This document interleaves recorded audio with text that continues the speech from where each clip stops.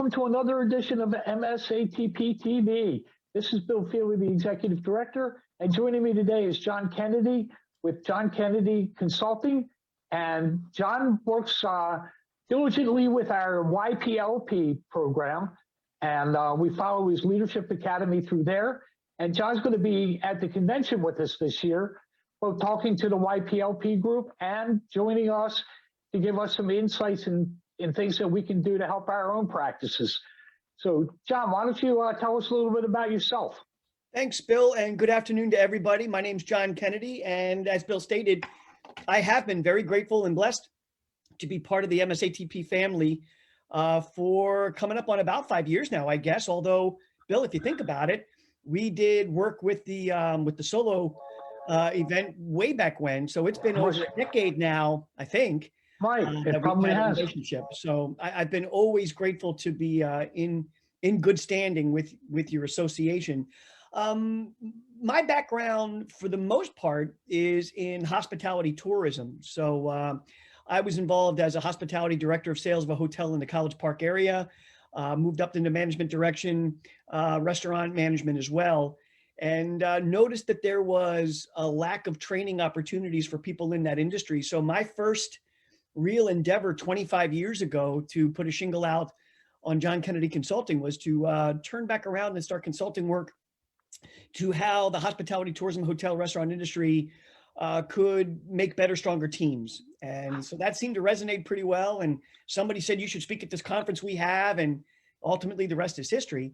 I'm trying to remember where it might have been that we connected and our roads crossed. But since that time, 25 years ago, I've moved into consulting work, not only in hospitality, tourism, and service, but also strategic planning, leadership development. And as many of us now find, because we're on this call today, migrated into a more digital space. So I have a digital platform that allows training on leadership and sales and customer service and a lot of other strategies that make teams successful and businesses successful as well, are now placed online, although have been for quite some time. So key areas of influence typically are in service-related industries, things that have their business model facing towards the customer and ensuring that that customer experience is not only seamless, but also consistent. I always jokingly say that I would rather have a consistently mediocre experience than an inconsistently great experience. So we drive that element of consistency, and that is from a strategic plan at the top, right through the executive team, right through the leadership team, and right into the line employees on a daily basis. And part of that discussion will be what we'll be tackling coming up on June 1st down in Ocean City. So That's a little bit about me for now. All right. Well, maybe now you lead us in discussing a little bit about what you'll be talking about at your June 1st seminar. Absolutely. So the one that I have that I wanted to highlight today has a lot to do with culture. You can walk into any organization and fairly quickly determine what the culture of the workplace is, just by an energy, for the record. Out of the gate, you can walk in and go, ooh, there's something wrong here. I don't know what it is, but I sense that there's something wrong here. I wouldn't go as far as to say a toxic cultural environment, but you can just sense that there's something amiss. It's just off, right? Mm-hmm. So these days, I've been talking a lot about a culture of engagement. How do we get to build an organizational culture of engagement where every single person in the organization is aligned towards a common goal, a common purpose, a way that they know that they're being successful? So in this instance, coming up in June, it'll be creating a culture of measurement and metrics. Measurement and metrics, that's the topic. And what we'll be talking about is a concept called EOS. It's a great book that's out. I've read it. I institute it into a lot of the organizations that I work with from a strategic planning standpoint. And it stands for your entrepreneurial operating system. So there are 6 elements to EOS that we'll be talking about in Ocean City. And those combined together create what we call both engagement, but then traction. How do I know we're doing well? How do I measure that we're doing well? How do we report that we're doing well? Whatever those measurements and metrics might be. So we take a deep dive into how cultures are created, how we establish engagement, how we have alignment, and then how do we know that we're doing well by metrics and measurement. And although this is April and we're live, March Madness was kind of cool. And some of those games were remarkable. And you see a player having the ball at the very last couple seconds, knowing I have to make this shot. I have 2 seconds left to do it, and it needs to be for 3 to win. And you know, many of us are watching live. You saw that happen, and that's Right. because there was a scoreboard. They knew exactly where they stood. They knew exactly how much time they had left on the clock. They knew exactly what the score was and what was needed in order to win. And if we could take that magical moment and put that into a culture in the workplace and have everybody knowing what the score is, how much time we have, are we being successful, and then ultimately celebrating that, that's a culture worth creating. So I just came off the hip on that one, but I can already see that last final shot. Right. We all witnessed. So. I was just going to say, I think that's a great analogy of how we need to run our businesses. Yep. You know, it's interesting because, you know, I had my own business for 30 years. And that was one of the things that I always struggled with, was coming up with my own scorecard. Right. How do I measure? Yep. And my wife was my partner in the business. And I was responsible for the sales aspect of the business, and she was responsible for making sure the work was done. Yep. And so I would write down on a piece of paper every year what my sales goal was and stick it in my wallet. And every once in a while, I'd check up and see how am I doing toward our sales goal for the year. Mm-hmm. And if I wasn't getting there, then I would delve into the self-help books.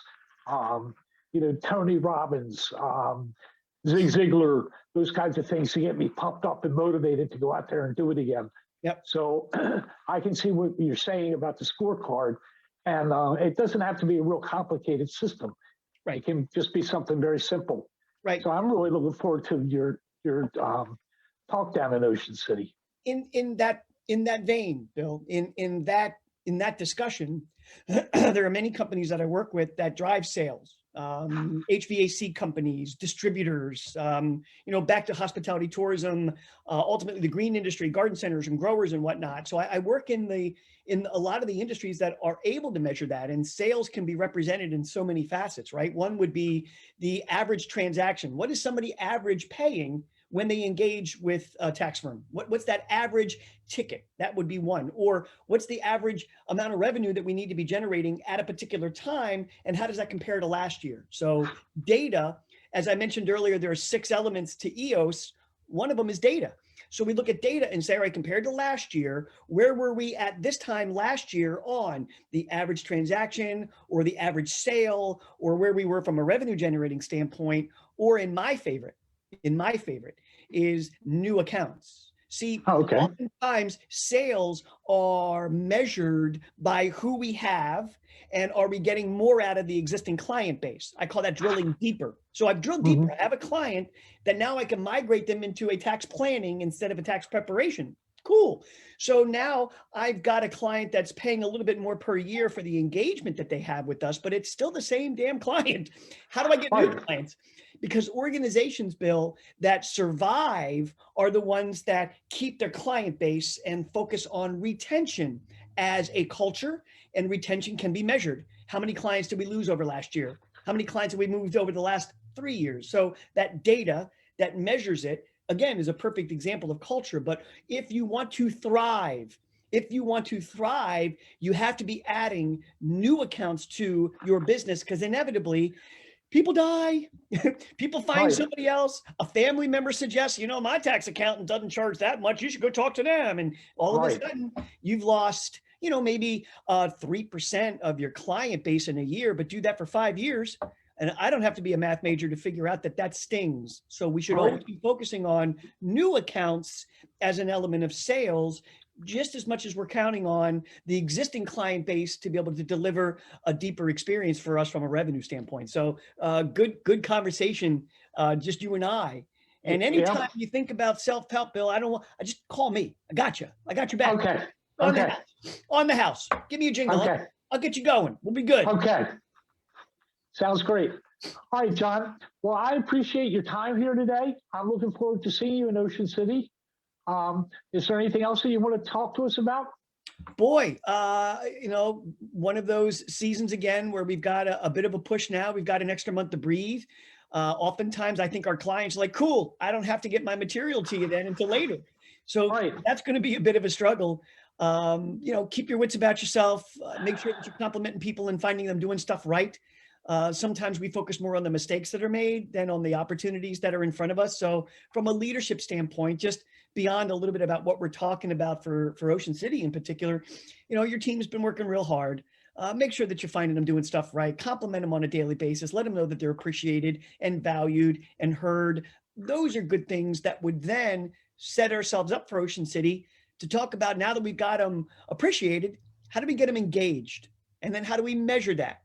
And how do we set goals for the future? So I am looking forward to seeing everybody in Ocean City on June 1st. And I am super grateful yet again for the relationship that I've been granted and blessed to have built with MSATP. So thank you, Bill, and the entire team. Appreciate it greatly. All right. Well, thank you very much. And you take care, John. You as well. Bye. Take care. Bye, folks. Enjoy your afternoon.